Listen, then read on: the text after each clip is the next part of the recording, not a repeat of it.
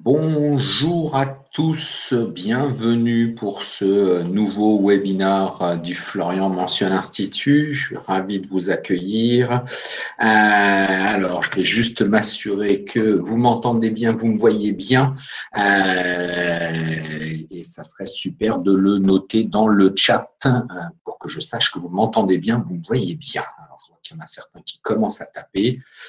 Ça arrive doucement, comme j'ai démarré un petit peu en avance. Bonjour, bonjour Jean-Olivier, bonjour Joséphine. Ça y est, ça arrive. Je vois que Renaud également, Michael, Francis. Génial. Allez, tout le monde m'entend bien. Haut et clair, comme dit, je crois que c'était Jean-François. Bonjour à tous, merci de votre présence encore nombreuse, comme d'habitude, à nos webinaires mensuels du Florian Mention Institut. Donc, les webinaires du management, les jeudis du management, 13h, 14h tous les mois, une session par mois qui vient s'enchaîner avec, en suivant la formation en lien avec le thème. Là, cette fois-ci, on parle de management. La prochaine formation, c'est le 1er avril, c'est moi qui l'anime sur la délégation. J'en parlerai dans ce webinaire, bien évidemment. Je vous mettrai les liens, ce genre de choses, hein, donc il n'y a pas de souci. On a aussi, pour ceux que ça intéresse, des lives conseils emploi. Vous allez sur notre site internet en page d'accueil, vous trouverez ça pour ceux qui cherchent de l'emploi, ce genre de choses. On fait une fois par mois également des lives conseils emploi. Donc plein d'actualités, plein de petites choses que nous faisons. Allez, merci, vous êtes toujours aussi nombreux. Donc aujourd'hui, effectivement, on va parler de management et on va parler de comment devenir un manager chef d'orchestre qui est basé sur notre livre Le Management Epifit aux éditions EMS que vous trouverez sur notre boutique en ligne, sur notre site internet également. Pareil, je vous mettrai le lien. Vous aurez également, bonjour Laurent, vous aurez également le PowerPoint et le replay comme d'habitude. Hein, pour ceux qui n'ont pas l'habitude, le replay, ça sera directement. Et puis, dans la foulée, aujourd'hui, demain, vous aurez un mail avec tout le récapitulatif et le support PowerPoint dans lequel vous aurez tous les liens. Salut Valérie et Laurent. Allez, on attaque. On va vite. Prochain webinaire, donc les prochains, c'est découvrir les motivations. Ça se passe alors je ne vois pas très bien sur l'écran, désolé, c'est un peu petit. Le suivant, ça sera 7 règles pour réussir sa vie, qui sera en lien avec la formation gestion du temps. Et on finira pour comment faciliter vos ventes. Donc, voilà, vous comprenez qu'on a 2 cycles de formation qui tournent. Un cycle management, et le webinaire d'aujourd'hui est lié, et puis un cycle qui est lié à la fonction commerciale, aux techniques de vente, et on alterne une fois par mois. Donc, le cycle formation management, effectivement, la prochaine, c'est le 1er avril. Non, ce n'est pas un poisson. Délégué pour mieux manager en lien. Le dernier, ça sera le 3 juin, manager son temps. Et puis, dans le cycle commercial, pour ceux que ça intéresse, la prochaine, c'est le 6 mai, gagner les négociations commerciales. Et puis, la dernière, ça sera au mois de juillet, je crois, je ne vois pas bien sur mon écran, vendre à des clients haut de gamme. Bonjour, Robert également. Allez, on attaque dans le vif du sujet. D'après vous, puisque le thème c'est devenir un manager chef d'orchestre, j'ai un petit sondage à vous faire et je vais vous le faire dans le chat. Ça va arriver. Hop, publier le sondage. Ça y est, normalement, vous avez une petite alerte dans l'onglet sondage. Vous devez avoir la possibilité de voter. Êtes-vous plutôt, d'après vous, aujourd'hui, estimez-vous, vous êtes plutôt chef d'orchestre ou homme, femme d'orchestre, écriture inclusive oblige, ou écriture épicène, on dit également. Donc, les votes, vous considérez qu'aujourd'hui, vous êtes plutôt un chef d'orchestre ou une chef d'orchestre, ou vous êtes plutôt un manager ou un collaborateur, homme, femme d'orchestre? Comment ça se passe? Allez, là, ça commence à se dessiner. C'est à peu près équilibré. Alors, je veux que vous soyez honnête, s'il vous plaît, ne faites pas ce qu'on pourrait imaginer, parce que comme le thème c'est devenir un chef d'orchestre, un manager chef d'orchestre, ne votez pas trop pour chef d'orchestre, soyez honnête, peut-être que vous êtes plutôt homme, femme d'orchestre, et que vous le vivez encore aujourd'hui et que vous voulez évoluer vers chef d'orchestre, ou inversement, que vous trouvez que vous êtes bien chef d'orchestre ou bien homme, femme d'orchestre. Allez, on a un certain nombre de votes qui sont arrivés et on arrive à peu près la moitié-moitié. C'est assez amusant puisqu'on a globalement 54% pour êtes-vous plutôt chef d'orchestre et puis 46% pour homme-femme d'orchestre. Donc, vous voyez que ce n'est pas si tranché que ça. Et donc, moi, j'utilise une petite phrase de notre ami Aristote, hein, le tout est plus que la somme de ses parties. Et effectivement, les deux s'appliquent, hein, qu'on soit à tendance chef d'orchestre ou qu'on soit à tendance homme-femme orchestre, le tout est plus que la somme de ses parties. Effectivement, l'homme orchestre, la femme orchestre fait plus de choses que toutes les petites choses réunies. Et puis un orchestre, effectivement, si on prend le violoniste solo, le pianiste, les différentes trompettes et autres, elles sont individuelles. En revanche, le tout, un orchestre global, nous apporte véritablement une sonorité très particulière qui est bien résumée par cette phrase-là. D'accord. N'hésitez pas à chatter, hein, soit entre vous, soit avec moi, m'interpeller à me poser des questions dans le chat. J'essaie d'y répondre. Si vous êtes d'accord, pas d'accord, vous avez envie d'échanger de manière bienveillante, s'il vous plaît. De manière bienveillante. Oui, Ben, pourvu qu'on ait le bon rythme. Exactement. Et c'est un peu tout l'enjeu du rythme. On va en parler également. Rapidement, c'était ma petite introduction. J'essaye d'aller vite pour vous donner la place tout à l'heure pour pouvoir parler et échanger avec vous sur vos questions, vos étonnements, vos interrogations, vos demandes de conseils divers. Donc, Florian Mentionne Institut, pour ceux qui ne nous connaissent pas encore, cabinet créé par Florian Mentionne, fondateur en 1976, dirigé par votre serviteur et son associé Augustin Valero, qui ne nous suit pas aujourd'hui parce qu'il avait des contraintes. Donc, depuis 2007, on est rentrés tous les deux au cabinet il y a une vingtaine d'années. On a une vingtaine de consultants. Le chiffre 20 nous poursuit, on dirait. Une vingtaine de consultants répartis un petit peu partout en France. Il y en a quelques-uns qui sont dans la salle, je le sais. Je vois, tiens, Philippe Mémard fait partie de nos consultants, par exemple. J'ai vu Valérie Legendre, j'ai vu Stéphane Vidal, j'ai vu Laurent Gouzen. Voilà, ça fait partie de nos consultants. Bonjour à tous et on est ravis de les avoir. Nos métiers sont effectivement le recrutement plutôt de fonction cadre, généraliste. On travaille tout secteur d'activité, toute fonction, mais plutôt orienté cadre. Même si on fait parfois des non-cadres, ce qu'on appelle des non-cadres tertiaires, c'est-à-dire le comptable qui n'est pas forcément cadre, mais assimilé, le commercial qui ne l'est pas forcément. Voilà. Je vois Géraldine également. C'est Augustin qui est sur le PC de Géraldine. Donc Augustin est là. Et puis Stéphane Detray, ex, est là aussi. Donc vous voyez que tous nos consultants sont un petit peu partout.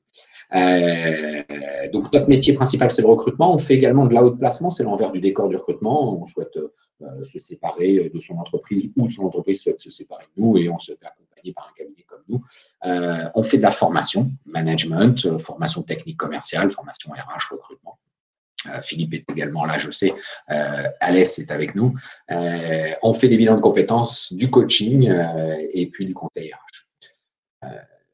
Pour ma part, comme je vous le disais, ça fait une vingtaine d'années que je sévis dans le cabinet, sur ces fonctions de consultant et de dirigeant que j'anime que je co-anime et que je co-dirige le cabinet avec Augustin.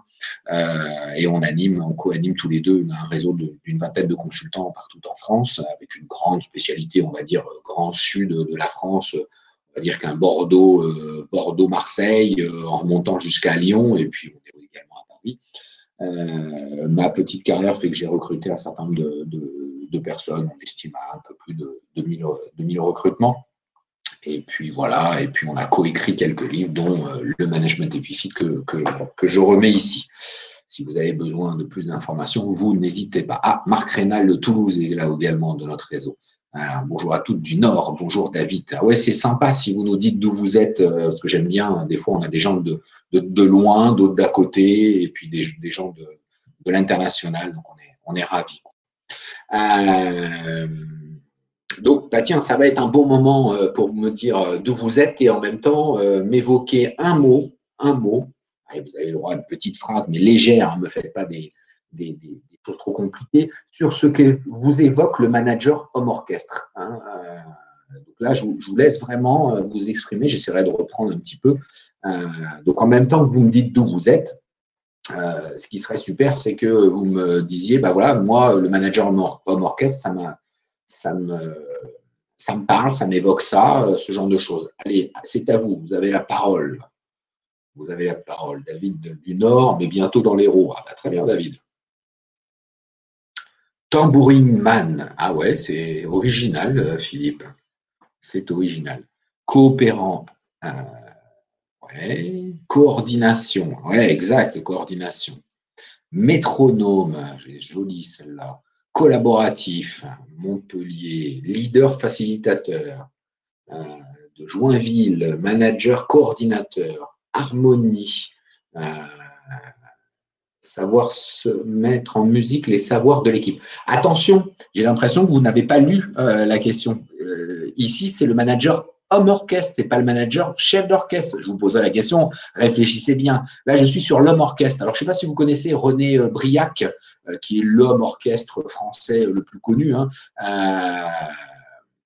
Et donc là, je suis bien sur l'homme orchestre, hein, sur la notion d'homme orchestre. Je vois que vous dérivez pour certains, voilà, Bertrand, j'aime bien, difficulté de déléguer, effectivement.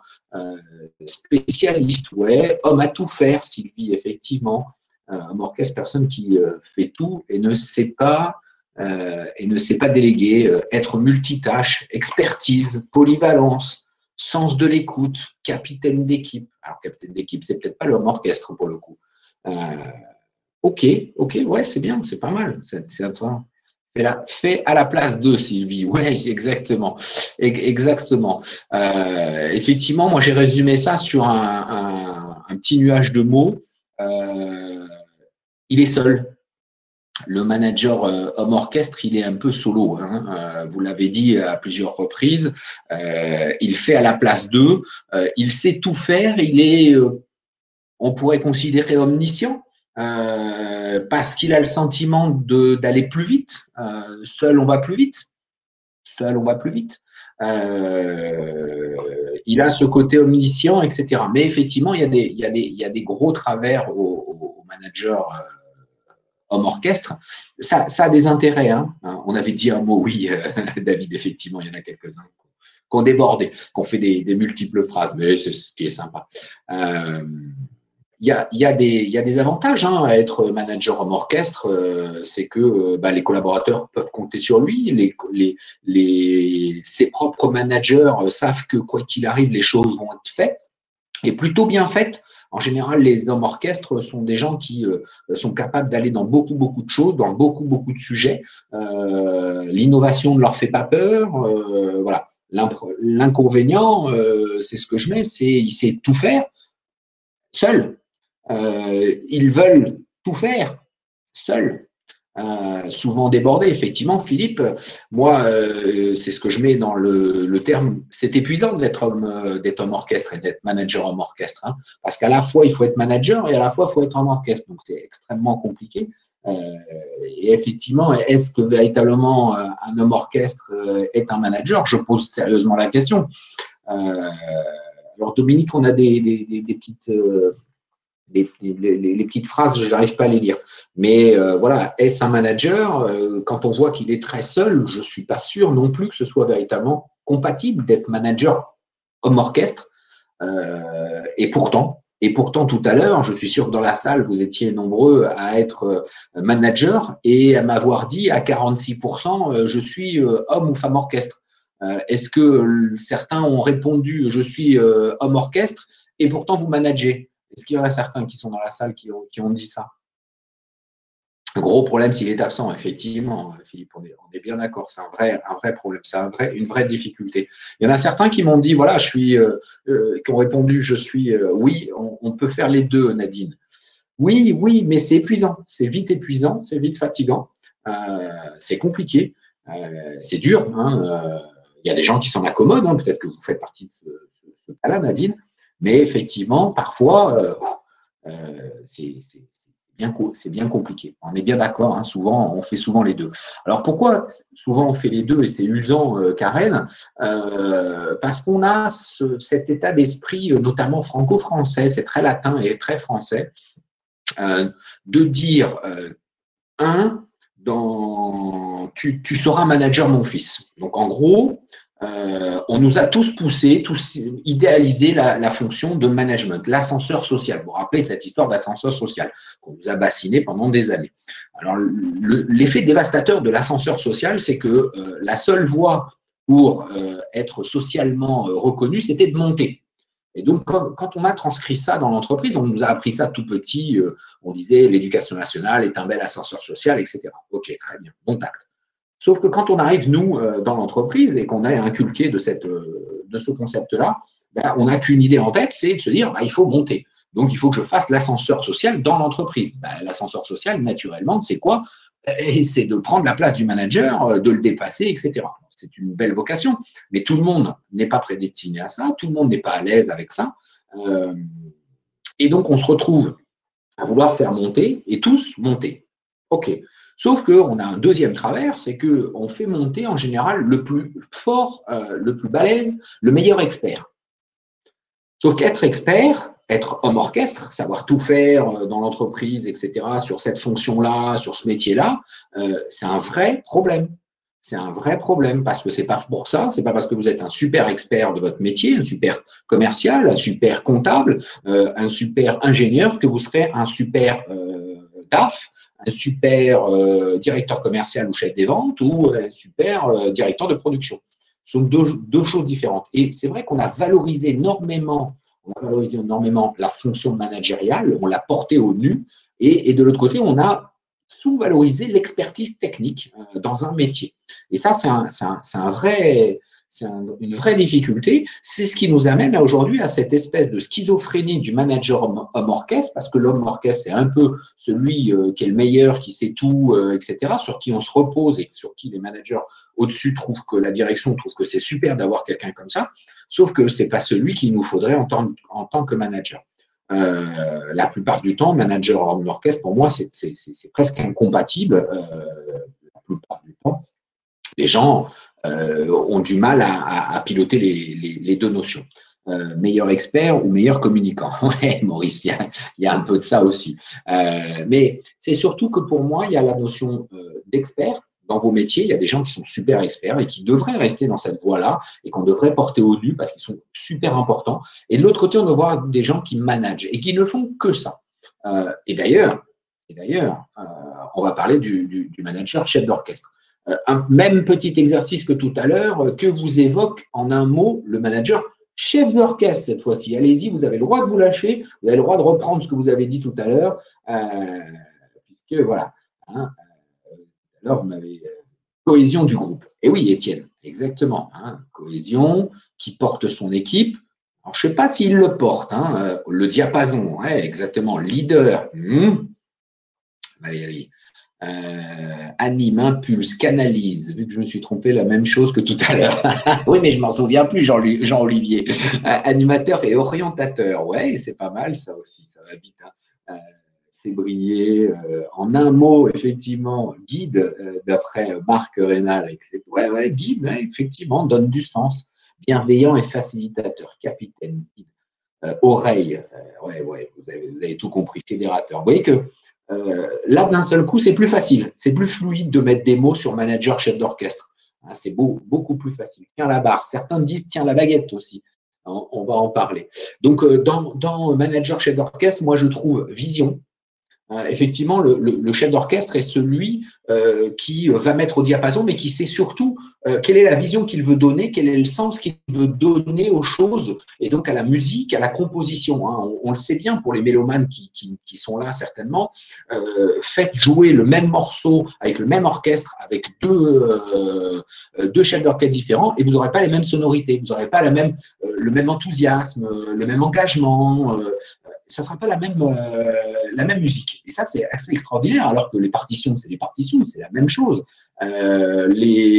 Les instruments sont les mêmes, les musiciens sont les mêmes, et pourtant, vous mettez deux chefs d'orchestre différents, et vous avez deux sonorités différentes. Donc, il y a bien quelque chose qui se passe. La première des choses, c'est qu'il a une vision. Une autre chose qui est importante, alors je dis première, il n'y a pas d'ordre dans ce que je dis, vous voyez le terme règle, le chef d'orchestre, c'est celui qui va fixer les règles, qui va apprendre, qui va expliquer les règles à tout le monde, etc. Le manager est là aussi pour ça, hein, c'est extrêmement important. Tout à l'heure, on avait on va plus vite avec notre manager homme orchestre. Et là, je vais rajouter la deuxième partie de la phrase. Ensemble, on va plus loin.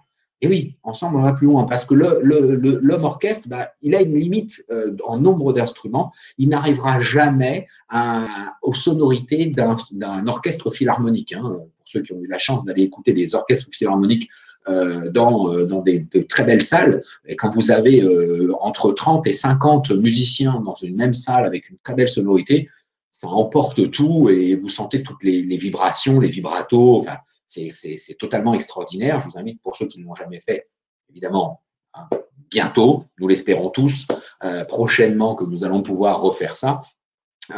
C'est vraiment incroyable comme son.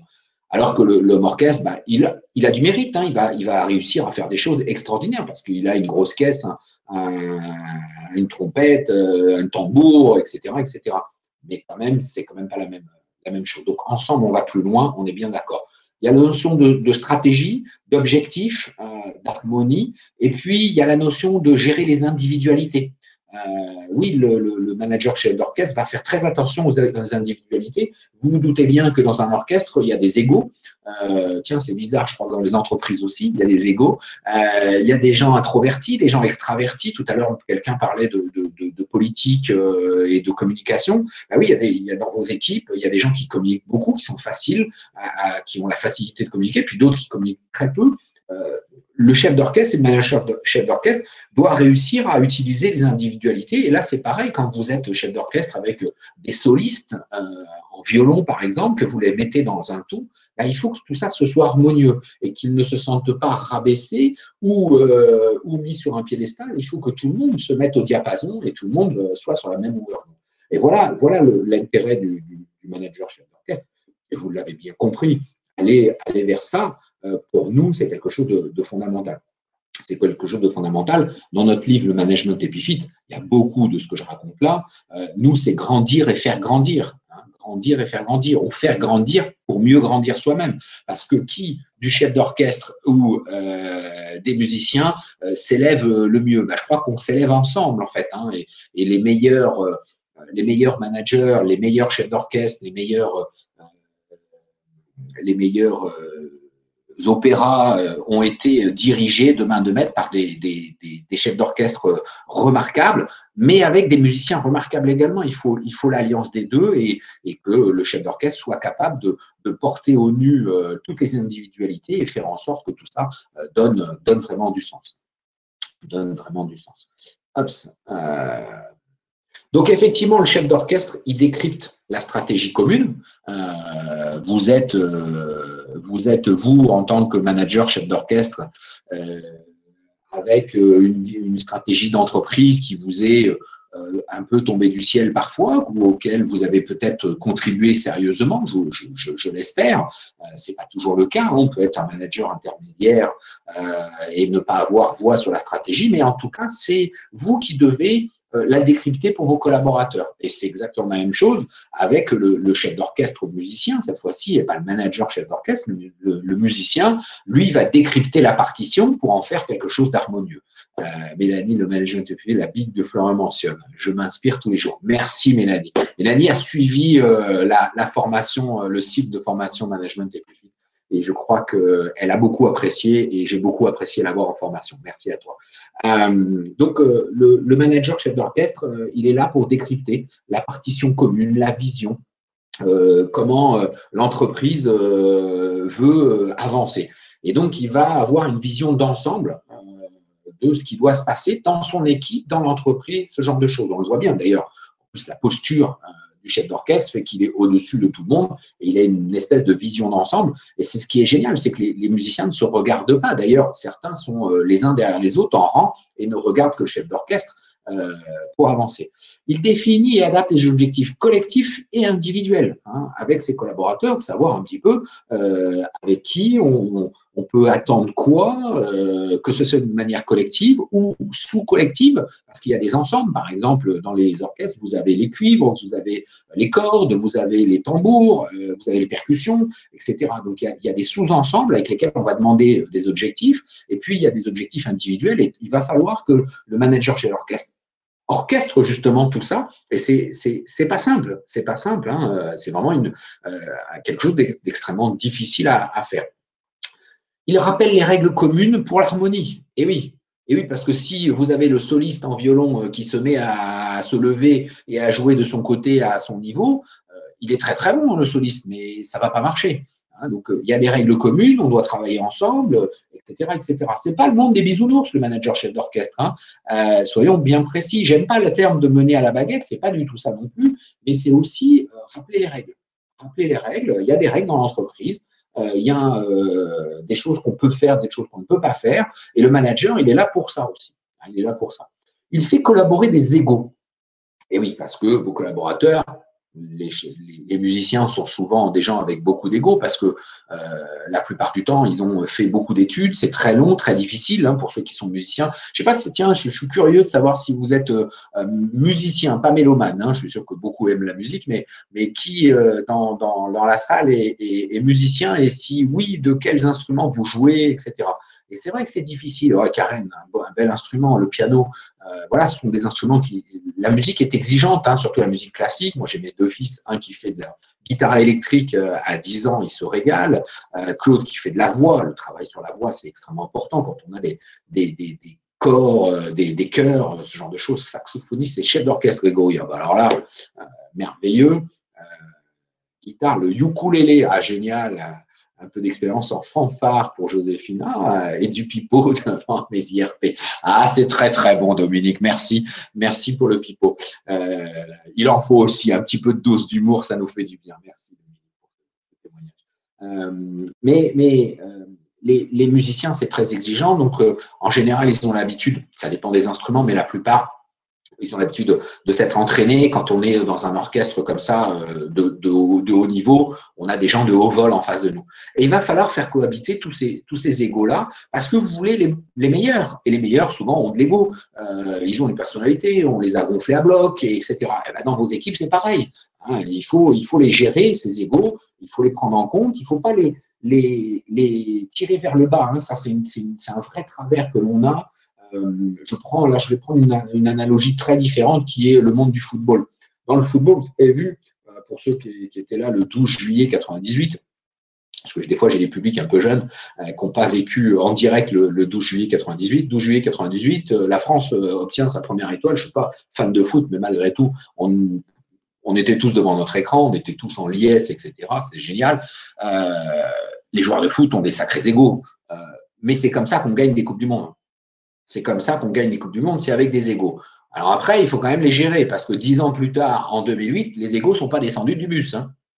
Alors pourquoi ? Parce que le management ne savait pas faire collaborer ces égos, n'a pas su les faire adhérer, n'a pas su mettre en valeur les individualités. Très clairement, hein, il y avait une problématique d'individualité, et donc il faut faire collaborer des égos tout en mettant en valeur les individualités.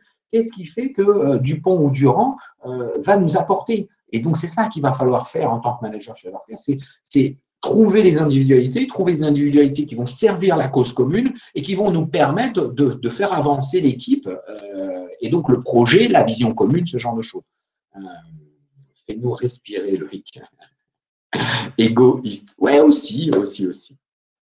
Le manager chef d'orchestre fait faire. Hein, à la différence de l'homme orchestre qui fait, il fait faire. Il fait faire, et je vais y revenir juste après. Et puis, dans le fait faire, il y a une deuxième notion, il fait confiance. C'est un peu le travers des hommes orchestres, c'est qu'ils ont du mal à faire confiance, et c'est pour ça qu'ils le font eux-mêmes. Oui, parce que tu comprends, si je le confie à quelqu'un en qui je n'ai pas confiance, il ne va pas le faire aussi bien que moi, etc. Et ça, c'est le gros travers, je l'ai lu plusieurs fois chez vous. Il délègue, le manager chef d'orchestre. Ah oui, le manager chef d'orchestre, il délègue. Ça veut dire quoi ? Ça veut dire que ce n'est pas lui qui fait le violon, ce n'est pas lui qui fait le piano, ce n'est pas lui qui fait les percussions. Il a tout un tas de collaborateurs qui font ça pour lui. La différence de notre ami homme orchestre qui fait lui-même. Et ça, c'est vraiment la difficulté qu'ont beaucoup de gens. Être manager chef d'orchestre, c'est être manager et ne faire que ça. Ne faire que ça. On peut être bon, en général, les chefs d'orchestre sont souvent issus du monde de la musique et savent jouer un ou plusieurs instruments. mais ils mettent leur ego de musicien de côté, donc leur ego d'expert technique de côté, au profit du sens commun et au profit du management de l'ensemble. Et ça, c'est pas donné à tout le monde. Il faut vraiment être en capacité de faire confiance a priori. Déjà, il faut être capable d'aller vers la délégation. Très clairement, d'aller vers la délégation. Et ça, je dois avouer que quand je vois le succès de ma formation, il y a encore du boulot, quoi. Il y a encore du boulot sur la délégation. Justement, ma formation, 1er avril, c'est pas un poisson, 9h, 12h30, visio, délégué pour mieux manager. Qu'est-ce que la délégation? Pourquoi déléguer? À qui déléguer? Quoi déléguer efficacement et comment déléguer? On rentrera vraiment dans le détail de ces sujets-là. Donc, si ça vous intéresse, vous n'hésitez pas à vous inscrire. Il reste 2-3 places, je crois. Le manager chef d'orchestre rejoint le management Epifit. Je l'ai dit tout à l'heure, pour ceux qui ne connaissent pas notre concept de management Epifit, qui a comme sous-titre comment faire grandir ses collaborateurs, l'envie, l'idée maîtresse de notre concept de management Epifit, c'est vraiment avoir envie que l'élève dépasse le maître, avoir envie que le tout soit meilleur que le 1. Et donc, c'est pour ça que le terme de chef d'orchestre nous va bien dans cet esprit-là, parce que ça nous permet de réunir cette notion d'expert technique qui a mis de côté son expertise technique et puis qui va travailler pour l'ensemble et qui ne va faire que manager. Je vous donne un petit ratio, je ne sais pas si vous connaissez ça, mais un petit ratio. Si vous managez, si vous êtes manager aujourd'hui en direct, en collaborateur que vous avez en direct, vous ne devez pas excéder 10 personnes pour ne faire que du management.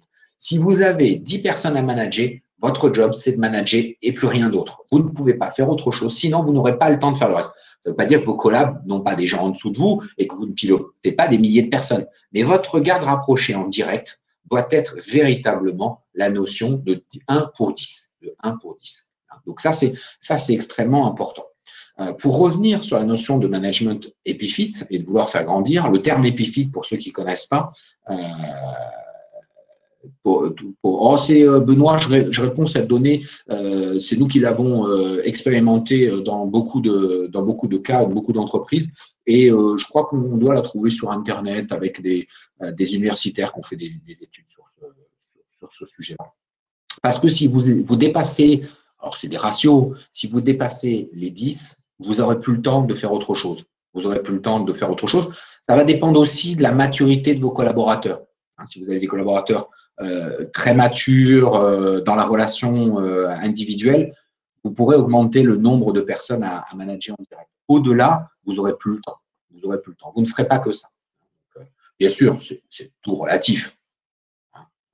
Je n'aime pas les ratios 1 pour 10 de manière sûre. Loïc Douillère du Furmention Institut a dit que c'était 1 pour 10. Donc, n'allez pas voir votre chef demain en disant « Moi, j'ai 12 collaborateurs, il m'en faut 2 de moins. » Ce n'est pas ce que j'ai dit. Ça dépend aussi des entreprises, etc. Et puis, ça dépend de ce que vous faites. Est-ce que vous avez, par exemple, quelque chose qui est souvent dangereux, que je repère beaucoup dans les entreprises, c'est le directeur commercial qui garde aussi des clients. Et puis, il a 15 commerciaux à piloter. Croyez-moi que quand le directeur commercial, je ne sais pas si c'est votre cas, se retrouve à garder des gros clients, souvent c'est les gros en plus, les plus stratégiques, etc., parce qu'on lui fait plus confiance, ce genre de choses, et qu'il a une dizaine de commerciaux ou une quinzaine de commerciaux à piloter, ben, il ne les pilote pas vraiment. Et il ne les pilote pas bien.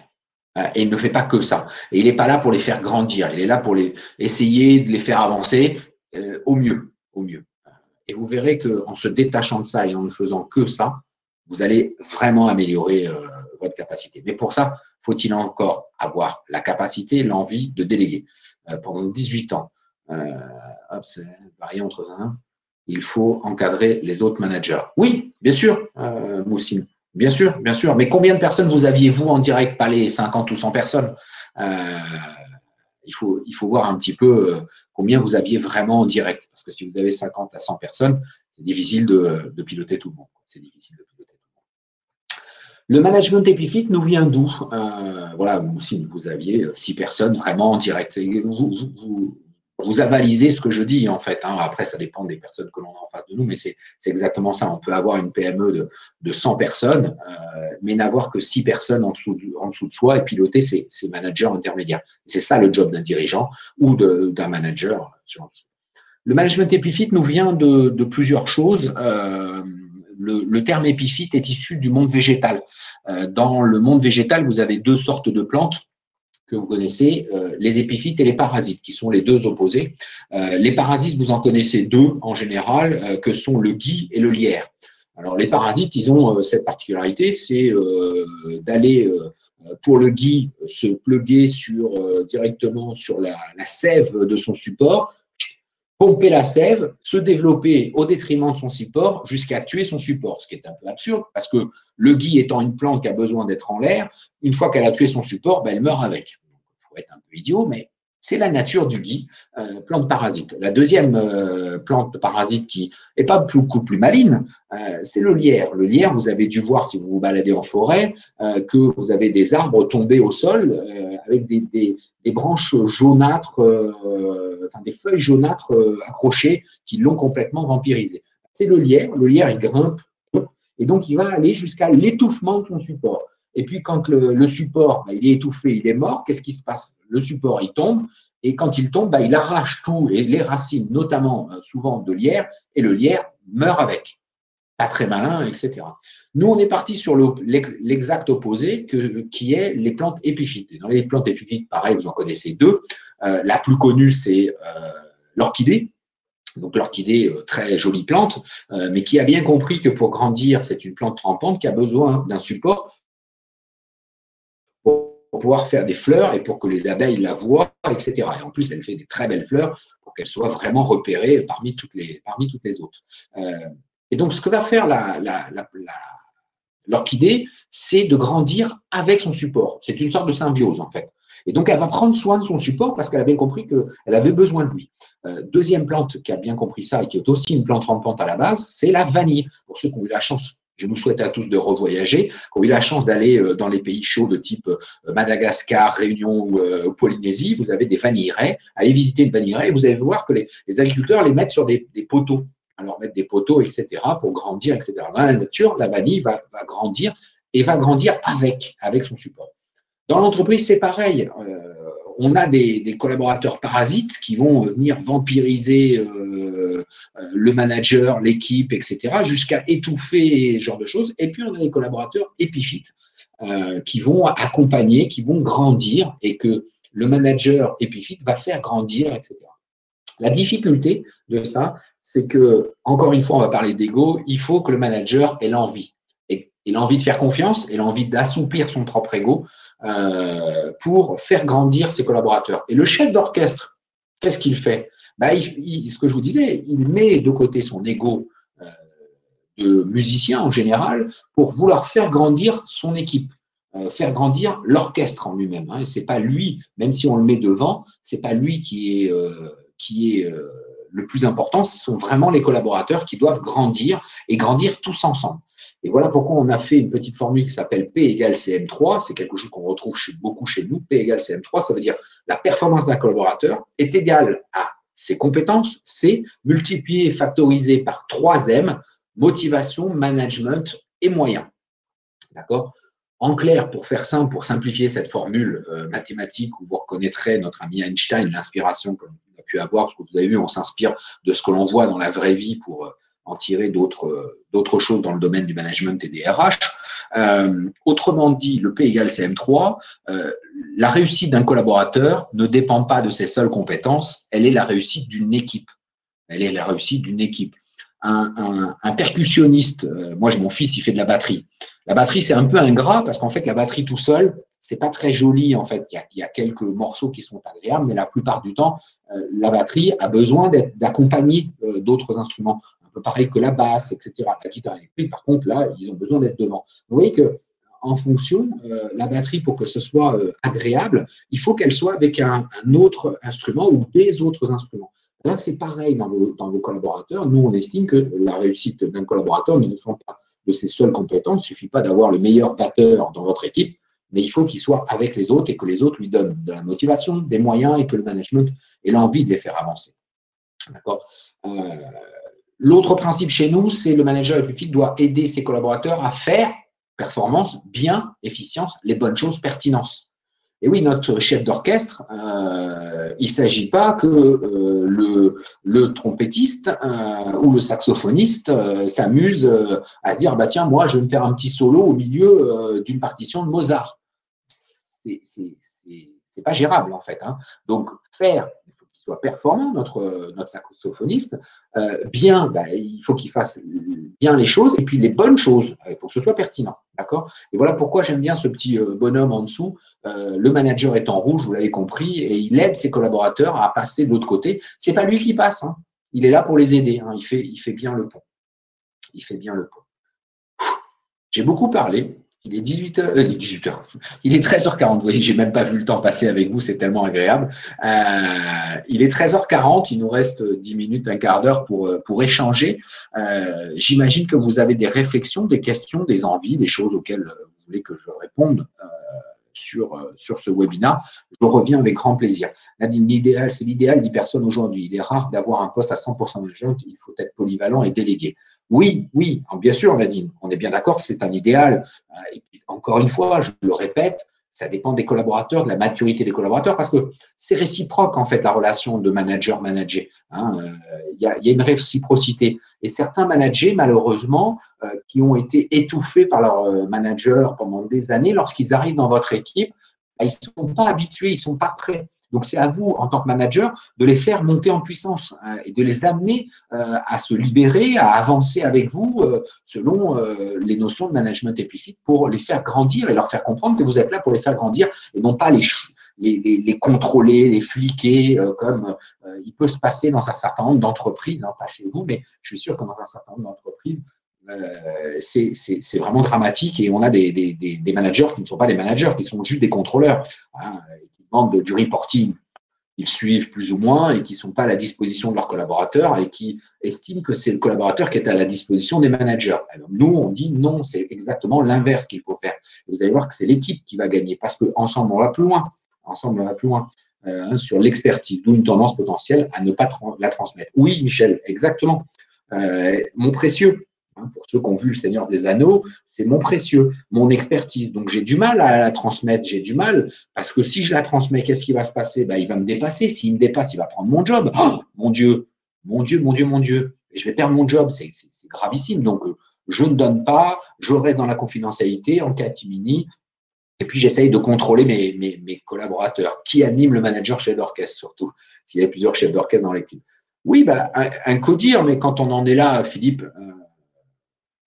quand on en est là, c'est que si on a plusieurs managers chefs d'orchestre dans l'équipe, c'est-à-dire les services, hein, le directeur de production, le directeur commercial, la DRH, le DAF, la DAF, etc., bien évidemment, tu vas avoir un codir qui va travailler ensemble à cette harmonie avec, encore une fois, un chef d'orchestre. La direction générale est souvent un chef d'orchestre.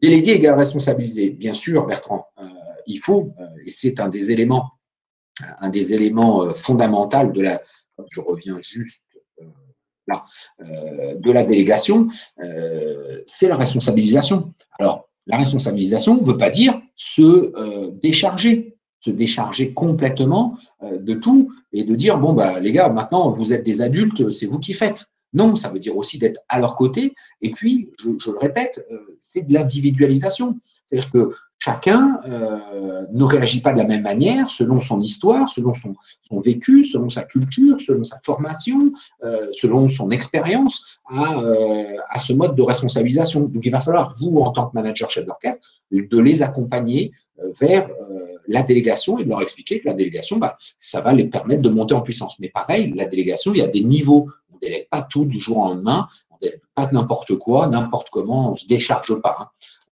Et donner le droit à l'erreur, bien sûr, Michel, tout à fait.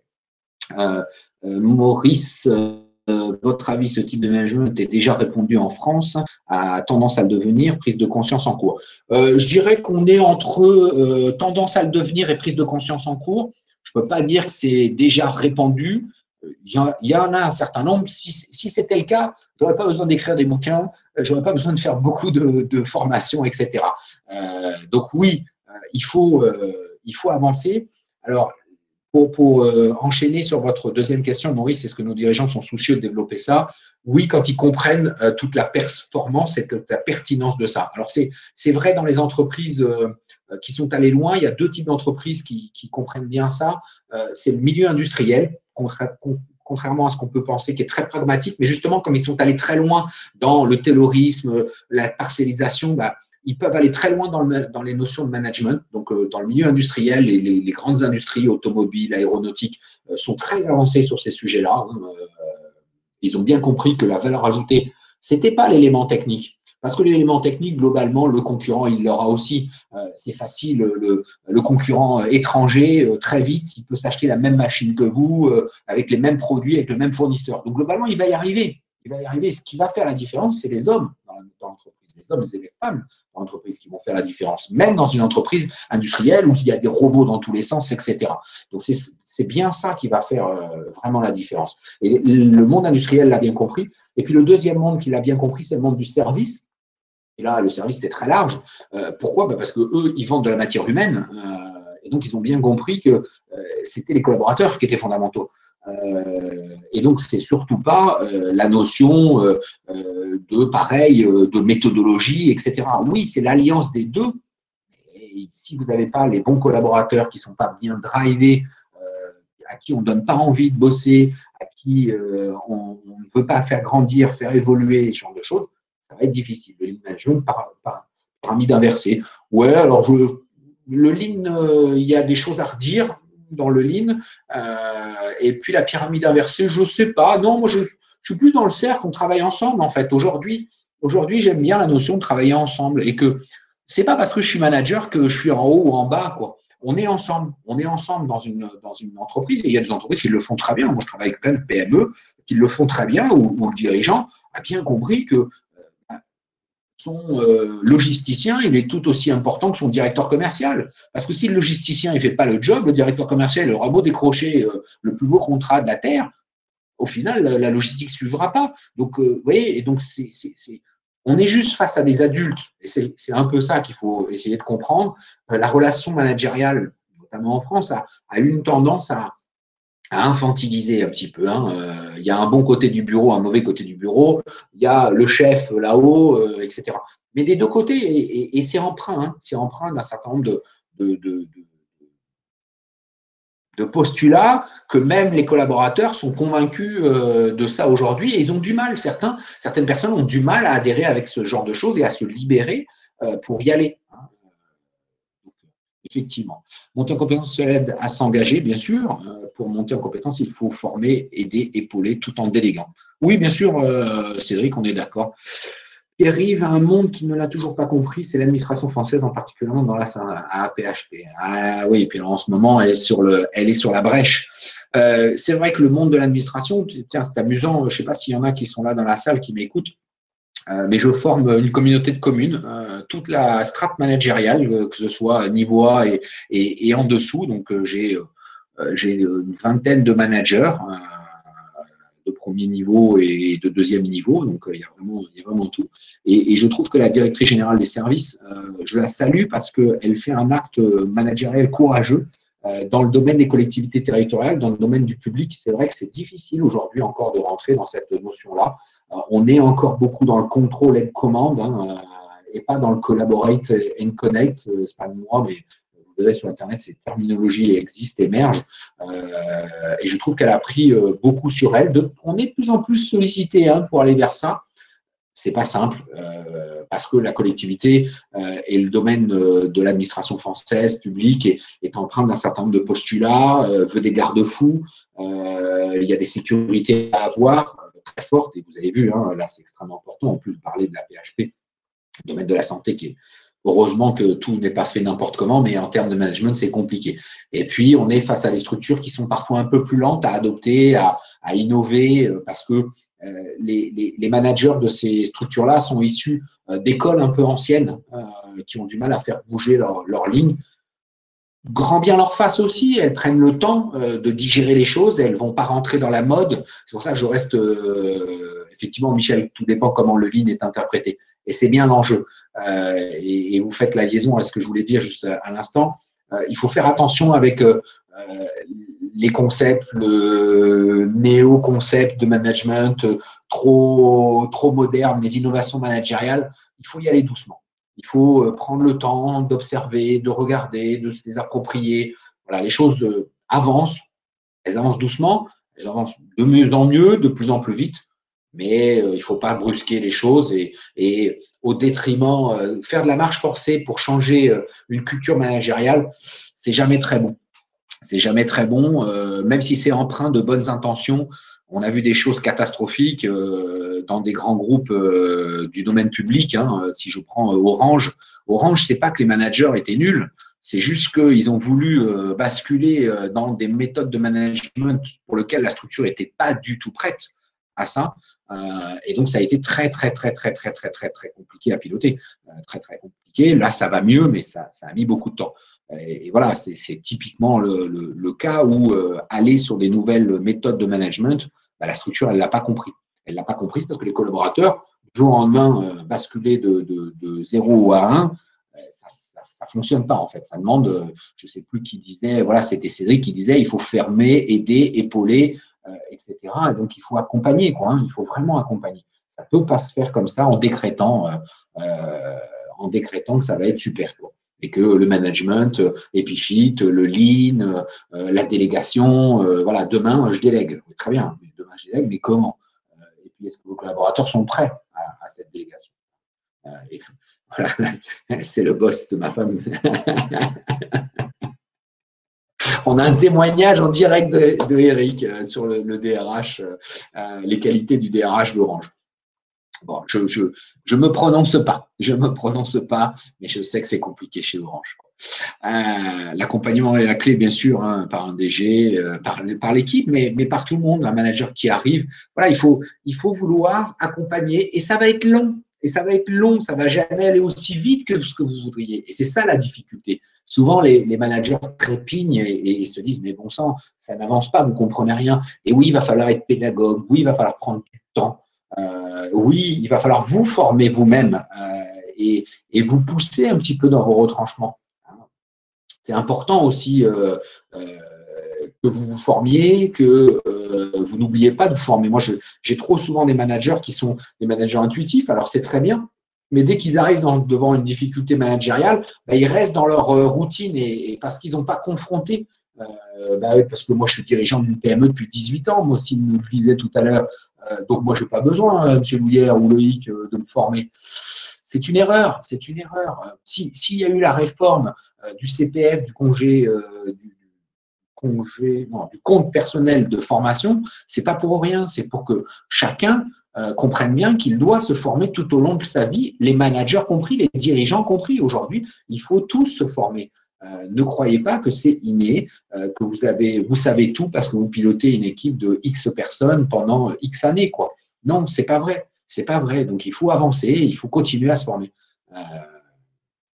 Je suis toujours en formation jusqu'à aujourd'hui aussi. Mais exactement. On n'arrête jamais d'apprendre. Hein. On n'arrête jamais d'apprendre. Faut-il encore en être conscient? Et puis, avouer, être capable de se dire, bah, tiens, je vais me prendre une journée ou deux pour me former sur tel ou tel sujet. Alors, en ce moment, on a la chance d'avoir les visios. Donc, vous voyez, moi, je fais des formations en visio, 9h, 12h30, c'est court. Ça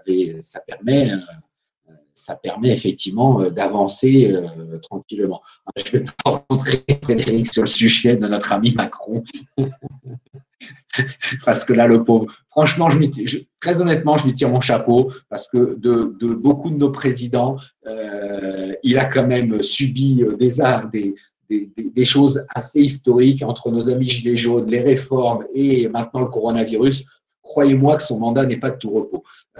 Donc, je dirais plutôt chef d'orchestre, malgré tout, même si on veut le faire passer pour un homme orchestre, je pense qu'il n'a pas le choix à son niveau, il est chef d'orchestre. De temps en temps, il est obligé, parce que ses fonctions militaires, hein, je vous rappelle qu'il est le chef des armées, lui impose, et c'est pour ça qu'il nous a très vite dit qu'il était en guerre, et qu'on était en guerre contre ce virus, c'était le côté chef militaire. lui imposer d'être un peu l'homme orchestre, mais même là, en tant que chef militaire, il ne peut pas tout faire lui-même. Et donc, voilà. Se former, se remettre en cause en permanence, oui, clairement. Et se former vraiment. C'est bien de lire des articles, c'est bien de suivre un petit webinar d'1 heure avec Loïc Douillère, mais ce n'est pas suffisant, chers amis. Ce n'est pas suffisant. Donc, prendre une demi-journée, une journée de formation, s'inscrire à un cycle de formation régulièrement dans l'année, aller faire des formations, c'est extrêmement important. C'est une période passionnante avec tous les webinaires. On peut se former sur divers sujets et échanger de manière interdisciplinaire. Exactement, Nadine. Exactement. Je ne sais pas dans quelle discipline, tiens, ça va être amusant pour répondre à Nadine, puisqu'elle parle d'interdisciplinaire. Vous êtes tous dans quel métier? Alors, votre fonction, et 2, vos secteurs d'activité. Et votre secteur d'activité. Je peux essayer de vous envoyer quand même qui a besoin de vos visios. Avec plaisir, Étienne, je lui enverrai tout ça. Donnez-moi ses coordonnées, je lui enverrai un mail. Vous avez mon mail dans le conseil RH de Dominique, effectivement. Vous avez mon mail ici, parce qu'il est 55, donc il est temps de terminer, chef de projet, directeur commercial, dans les services. Vous avez mon email ici pour m'envoyer des mails dans le support, chef d'établissement scolaire. 1200 élèves. Ah ouais, c'est vrai que c'est pas rien. Pension, chercheur d'emploi, mais dans quel domaine? Précédemment dans l'industrie, responsable méthode, DG dans les industries et les services, architecte informatique. Ouais, c'est génial. Vous voyez, Nadine, vous avez bien fait de poser la question tout à l'heure parce que vous voyez, directeur Europe de musique industrie. Voilà, on a vraiment de tout, de la banque, de l'école, de l'éducation, de l'informatique, des énergies renouvelables, du BTP, enfin génial. Mais effectivement, je suis d'accord avec vous, Nadine, c'est ce qui rend géniaux, cette période est passionnante. Nous, on aime à dire qu'on aime à apprendre à danser sous la pluie plutôt que d'attendre que les orages passent avec cette période. Et je trouve ça, moi aussi, génial de pouvoir échanger avec autant de diversité dans ces webinaires, de vous passer autant de messages et de pouvoir échanger avec vous. J'aime encore plus profiter de vous dans des sessions de formation qui, là, sont des sessions beaucoup plus courtes parce que, pas comme Eric suit le cycle commercial, on a effectivement des formations où j'essaye d'être une petite dizaine, gros maximum, pour que ça reste de la petite formation. C'est différent des webinaires où là, on échange de manière interpersonnelle. Il est 57, je crois qu'il est urgent de m'arrêter, de vous remercier tous de votre disponibilité, de vos interactions. Encore une fois, moi, je prends beaucoup de plaisir à faire ça. J'espère que ça vous a beaucoup plu, que vous avez appris quelques petites choses que vous avez pu partager. Et puis, je vous donne rendez-vous pour le prochain. Donc, le prochain, c'est… J'arrive pas à voir la date, je suis désolé, mais ma femme me dit que je suis coquet. C'est le 22 avril. Le 22 avril, découvrez les motivations des autres. Donc, inscrivez-vous et puis à très, très bientôt. Je vous souhaite une bonne journée et à très, très bientôt. Merci. Au revoir.